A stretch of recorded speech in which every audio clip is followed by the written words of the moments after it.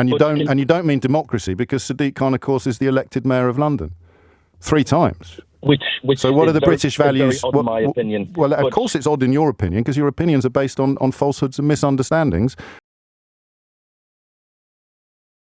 All right, so in this clip, you're going to see what happens when someone calls James to praise Farage's British values, but bases their entire argument on a racist lie they found on Facebook.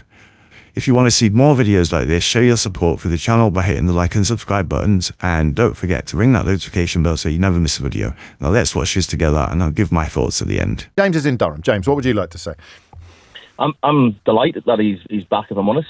I think it gives people another option, because quite frankly, looking at Keir Starmer and Rishi Sunak, I wouldn't really fancy voting for either of them. Well, I mean, you don't live in Clacton, so you already had a option in your constituency to vote for reform. Correct, yes, but it wasn't with Nigel at the helm. I think. So what does that change, do you think? I suppose he gives a bit of the Boris factor. I wasn't a fan of Boris at sort of the why would you want the Boris factor then? Because he's backing Britain. Who is? Nigel. How? Nigel. He's putting the British values there first. And so can you talk? I love that phrase. I like it a lot, actually, James. Can we go through what you think they are? Yeah. So if I go on holiday to Dubai, I want British values, not theoretical holidays. That. So what are British values? This is what I'm about to say. If you let me finish. Of course. If I go to Dubai, I respect Muslim laws. I will fully respect it. You don't drink in public. You're not allowed to walk around with your top off if you go through the hotel lobby. But I find it funny that you're getting a lot of people that are coming over here who don't want to follow the British values of respect, looking after the society, looking after your home. They're coming across and wanting to change our rules. So, for example, how we live. Well, I think Nigel's pretty. And which rules? Give me an example of a real person trying to change a real rule. Well, you look at Sadiq Khan. He's implementing a lot of rules that a lot of his Muslim voters are wanting. Like what? The one in Sharia law. Sorry, Sadiq Khan has introduced Sharia law. No, he would back Sharia law. Where do you get that claim from, mate? He said it. You think Sadiq Khan has said that he wants to introduce Sharia law? He would back it. Okay, what do you think? If that was on the table. What do you think Sharia law is? I'm not going to get into that. You know what Sharia law is. Well, I know that on things like divorces and domestic disputes, some people are happy to have their cleric, if you like, sit in a form of adjudication, but that can't be what you're objecting to. So what is it you think Sadiq Khan has publicly backed that you're troubled by? No, I'm saying that Sadiq Khan would back Sharia law. Yes, but what do you mean by the phrase, in that context, what do you mean by the phrase Sharia law? Because if you're saying that he would back something, I don't know, like chopping people's arms off for shoplifting, then you'd have to be able to provide some evidence, wouldn't you? Okay, well, we'll go back a stage. No, let's just deal with one bit of the conversation at a time. The claim that Sadiq Khan, I mean, all you've talked about is Muslims. So when you say British values, yes, you don't mean freedom of religion. No, anyone can. You don't mean freedom of worship. You don't mean freedom of expression. Absolutely fine. And you don't mean democracy, because Sadiq Khan, of course, is the elected mayor of London 3 times. Which so what are the British values? Very odd in my opinion. Well, of course it's odd in your opinion, because your opinions are based on falsehoods and misunderstandings. For example, Sadiq Khan supports Sharia law. So let's just pick up on where that idea took seed in your mind or your memory. So Sadiq Khan is a Muslim. Yes. So, of course, he would want Sharia law because it acts as a code for living that all Muslims should adhere to. Oh, I see. So you've got so there is absolutely no recorded evidence of Sadiq Khan saying what you're saying. Well, no, he has said... This is what all Muslims believe. Yes, but why? This is a Christian country. But that's freedom of religion, then. But it's not. You can have the right to prayer, but why should we introduce a law? But no one is introducing that. This is the thing that you're going to have to, I guess, either stop saying this or provide some proof. I have. If you want to, I can. If I had the time, I'd find the clip of them. Take all the time you want. I'll send that clip in. No, stay on the. Don't go now. Just tell me when it was, what he said, what, and what you think he meant by Sharia law, and what it is you're scared of. I'm scared at the fact that we are talking about introducing a Muslim law to a Christian country. James, only you were talking about that. No, I mentioned I have Sadiq Khan on this programme every month for the last God knows how many years, and he's never once mentioned this. You've been on for 2 minutes and you can't shut up about it. So where on earth are you getting you're this the evidence one who's from? spinning this now. Mate, I just need to warn you that everyone can hear you. Absolutely. Right. So where is your proof, or where did you get the idea that, I mean, it's supposed to be a conversation about Nigel Farage representing British values. And that's what I was getting onto. So when you asking me about, well, no, we can't get onto that yet, because we just need to establish when and where Sadiq Khan spoke out. I mean, he's been mayor of London for years. Why hasn't he introduced it? Because I imagine he would have very great troubles introducing it. Well, that would be one answer to the question. The more obvious one is that he's got absolutely no desire to do so whatsoever, which is the point at which you proved to me that he does. It was a post that was going around social media, which had a quote alongside of Sadiq Khan saying that he quoted that they are trialling the law in 3 of London's boroughs right now. Yeah, and they will roll it out in the remaining 30 years. What research did you do into that social media post? It was on the Daily Mail. No, but what checks did you do on it?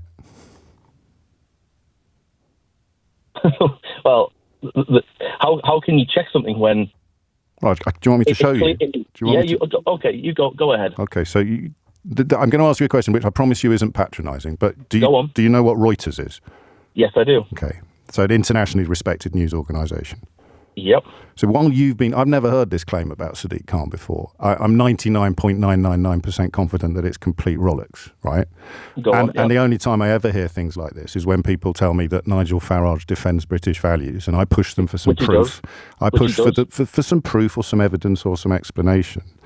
And you tell me that, for example, Sadiq Khan. I don't know what this has got to do with Nigel Farage, but hang on, because I'm just teaching you how to do fact checks, all right?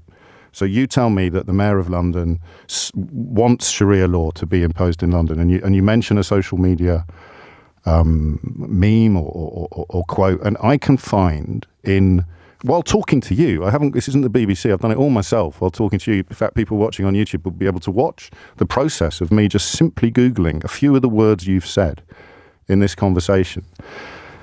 And up pops Reuters from July the 1st, 2020, saying, fact check, the Mayor of London did not say Sharia law is being imposed in London. Let me read some of it to you. Social media users are sharing a quote attributed to the Mayor of London, Sadiq Khan, implying that Sharia law is being implemented in London. This claim is false. The Mayor of London's press office has confirmed that the quote, which misspells Sharia, is fabricated. Posts showing the quote alongside a picture of Khan have hundreds of shares on Facebook, including you, I imagine, right? The quote attributed to Khan reads, "We are trialling Sharia law in 3 of London's boroughs right now. We will then roll it out in the remaining 30 next year." Correct. I mean, it's illiterate, James. What? So you're saying that was proved to be wrong, and it's false. Okay, well, I'll do what politicians can't do and accept that. But look how much you've built on it. But equally, that still doesn't change my opinion of that. When you're asking me about the British values, there still is a lot of talk about Sharia law. Right. Well, there's a lot of talk about, I don't know, anti-vax rhetoric. Correct. There's a lot of talk about lots of things. That's freedom of speech, isn't it? It is freedom of speech. But you're not opposed to freedom of speech because you're in favour of British values. Absolutely. But not all speech should be free. No, there's a difference. Freedom of speech seems to be one-sided, very one-sided. Okay, so who doesn't have freedom of speech then? I'd probably say the white working class man. What do you want to say that you can't say? You can say it to me, I promise. I'll protect you. Okay, but what I'm saying is, how do you know that I'm white? You've just assumed that there. Okay, are you? I am, yes. But okay. Well, let's carry on then. What's the thing you can't say that you wish you could? No, what I'm saying is, when you're on about British values. No, that was you. I'm just waiting for you to tell me what they are. I'm not going on about them. No, but you were asking me, and then you're saying in terms of how it's not sort of getting out there and freedom of speech. Well, how come? I'm not a Tommy Robinson fan, but the media was reporting that there was only... Why aren't you a Tommy Robinson fan? I mean, I agree with some of his points, but the way that he goes about it, it probably doesn't help. What points do you agree with? That we're losing societies. But we've just established that your main reason for being fearful of Islam is completely false. I never said that was my main concern. What's your main concern then? My main concern is that we, as working class British citizens, are losing a lot of our... Lots of working class British citizens are Muslim. And I haven't said anything against that. You're spinning words. I'm not. I'm just saying, how can you be talking about Muslims and working class British people as if they're different? As if they're different. I'm not. Right. So what is the stuff you agree with Tommy Robinson about then? And I do want you to say the stuff you feel that white working class people aren't allowed to say. What sort of thing are we talking about here? So I'll go back to earlier what you were saying about the boats coming across and what Nigel Farage has been saying. No, I want you to tell me what you think you can't say. I'm leading on to that. If you'd let me finish. So, it's 11:33. I do want to talk to you for a bit longer, but just move on to it as quickly as you can, James. No, absolutely. So, thank you. Tommy Robinson, he's obviously up there agreeing that we're allowing too many illegal immigrants into the country. We're allowing an army of men to come across. Right. There's no who's not allowed to say that then? People get branded different things if you say that. You're always going to get branded something. I get branded lefty, loony, liberal. I mean, I think they showed a picture of me at Tommy Robinson's rally and encouraged everybody to boo. If you say stuff in public, James, then people say stuff back to you. But you were telling me about the things. You were telling me about the things that you're not allowed to say. You weren't telling me about being branded. Yeah, you're not allowed to say that we're having too many people come across. But you just did. Yeah, exactly. So how can you not be allowed to say the thing that you just said? Because then you're shamed for it, saying, oh, well, we need to help them out. Mate, the Conservative Party, the Labour Party and the Reform Party are all saying that there are too many people coming into this country from overseas. So what is it that you feel... But the Conservatives and Labour won't do anything about it. No, but we're talking about them not being allowed to say it. I just want to get to the bottom. In the same way your claim about Sadiq Khan and Sharia law, we got to the bottom of that, didn't we? We did. And it was complete crap, wasn't it? Well, yes. So now let's try now to get to the bottom of the idea that you're not allowed to say there are too many people coming here. Because you have the left media who are saying, but we need to welcome them in. Yeah, but that's freedom of speech as well. So you're allowed to say there's too many, and other people are allowed to say, no, there's not. Just nail me where that problem is for you personally. We're spending £6 million a day on these illegal immigrants. £3 billion a year. Yes, and what's the bit you're not allowed to say? They're coming across. Yes. They're getting mobile phones. They're put into 5-star hotels. Well, let's look at that then. Let's look at the 5-star. Shall we look at the 5-star hotel thing then?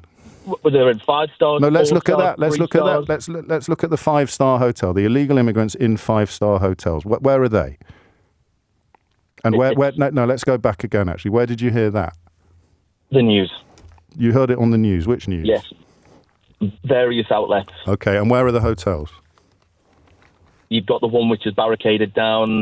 Is it in Plymouth? Mate, you don't barricade 5-star hotels. They cost about £400 a night. What would all the other guests say? That can't be a 5-star hotel, can it? The government are booking up whole hotels. This is the thing. The barricaded by the police because of protesters. But they cease to be hotels when they become asylum centres. They used to be hotels. It's just a name that's given to a building. But I want to focus on the 5-star bit. So can you name a 5-star hotel where illegal immigrants are accommodated? Yeah, let's have a look, shall we? Yeah. If that's the case. So, news article here. Thousands of asylum seekers and channel migrants are living in 4- and 5-star luxury at British taxpayers' expense. Where's that? One of the 4 hotels used to be a house. Where is the article? This is on The Sun. And where? Just finish that sentence there. One of the hotels used to be. One of the high-end, in the top brackets, detonating class, and some high-end resorts nationwide are booked for months. Yes. Home office officials are sitting refreshing. So the 5-star hotel we're looking for. So we've got a 4-star hotel, which is... And you think that is still a 4-star hotel? That is literally taking guests alongside asylum seekers? No, because the government... So it's not a 4-star hotel anymore. If you stayed there, You'd be sharing a room. You'd be told what meals you were having. You wouldn't have access to the facilities that were put in place for guests because most of them would have been closed. It's a bit like, what's the nearest hotel to you? Where you are now, James, in Durham. What's it like? That's probably the Premier Inn is probably the closest. Okay. Well, I was in a Premier Inn at the weekend. So imagine that we took over that Premier Inn tonight and we turned all the rooms into dormitories. We put 2 sets of bunk beds in every room. We got rid of the menu and decided what we'd be serving up every morning and every evening. You'd have a very limited amount of choice, if you like, to what food was available. You certainly wouldn't be able to avail yourself of the bar facilities or anything like that. But the building in which this was happening used to be the Premier Inn. We'd maybe even leave the sign outside that says Premier Inn. Would you describe the people staying there in those bunk beds as staying in the Premier Inn? Yes. Oh, well, then you've got me bang to rights, because it's no longer the Premier Inn, according to all of the definitions that gave it that title, in any way, in exactly the same way that building over there that was once a 5-star hotel and is now an asylum centre is not a 5-star hotel anymore. Do you see that? Well, okay, so let me flip it round to you. So say you book every single room in the Premier Inn. Yeah. Just for you. Is it still a hotel? Yes. Exactly. So what's the difference from the government fully block booking a hotel and then the housing? Because the hotel that I'm staying in is the same as it was last year. It hasn't been turned into an asylum processing centre. We're going to run out of time, and the hotel you've just described costs £48 a night, I'm told. So it's not exactly... It's probably a lot cheaper than what the government's paying. Yeah, maybe. So the question then becomes, if you know that the stuff about Sharia law was completely nonsense, you know that there is not a single asylum seeker in this country living in 5-star luxury. They may be, although we failed to find a single one. They may be in a building that used to be a 5-star hotel. And we know that...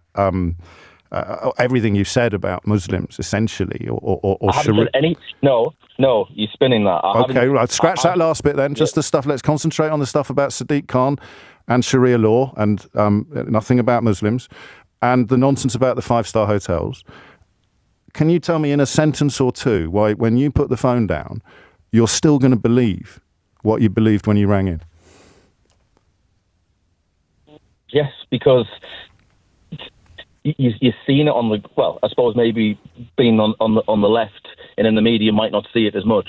But we're talking about you. You're going to, because we've established 2 things you believe are not true, and now you're going to put the phone down, and we're going to say goodbye, and you're still going to believe what you believed when you rang in. And I just want, if you could help me out as someone on the left in the media who doesn't know what the real world is like, if you want to put it like that, that might be helpful. Why will you still believe the stuff that you now know isn't true? Because there's still areas of the United Kingdom that even the police are scared to go to. What are those areas? You've asked me in one sentence. Yeah, but just give me a couple of examples of those areas. Oldham. The police are scared to go to Oldham. No, there's the streets in Oldham. There's streets in Bradford. There's streets in Birmingham that the police. Why are they scared to go there? Because they're outnumbered. By who? The people that live there. The police are outnumbered by the people who live everywhere, James. On your street, the police are outnumbered by the people who live there. So who do you mean when you say the police are outnumbered? But who are they outnumbered by? The foreigners that live there. The foreigners that live there? Yes. How do you know they're foreign? I mean, don't play that. You know they are. It's these areas where they've been swamped. They're not British anymore. They don't follow the British values. And this is the thing. And we're back to where we started. What were the British values that aren't being followed? And everything you said turned out to be false. But you're going to go away convinced that these tropes, these lies, these racist stereotypes are all true. But I've got to go to the news. Thank you. They're not stereotypes. No. They're all, you've got the proof that they're true, but it goes to a different school, right? Ridiculous. So the entire foundation of his argument, the central reason he feels British values are under attack, was all a lie. A fabricated, misspelled meme from social media. And this is the part that no one's talking about. James O'Brien doesn't just debunk him, he exposes the playbook. The caller's source wasn't a mistaken report, it was disinformation designed to provoke fear and anger, and it worked perfectly. And here's where it gets even worse. Listen to what he says right after being proven completely wrong. That still doesn't change my opinion. That is the most terrifying sentence in the entire court. He admits that the fact is false, but the feeling it gave him remains true. The belief system is immune to reality. This isn't just about one misinformed caller. This is about the entire political strategy of the likes of Farage and the likes of Donald Trump that relies on laundering lies through social media until they feel like the truth. So James didn't just win the argument here. He held up a mirror to the entire engine of modern populist politics. They don't need facts when they have your fear. So what was the most shocking part of the exchange for you? The lie itself or the fact that he kept believing it anyway? Let me know in the comments below, and if you enjoyed this breakdown, make sure you hit the like and subscribe button for more, and don't forget to press the notification bell so you never miss a video. Thanks for watching.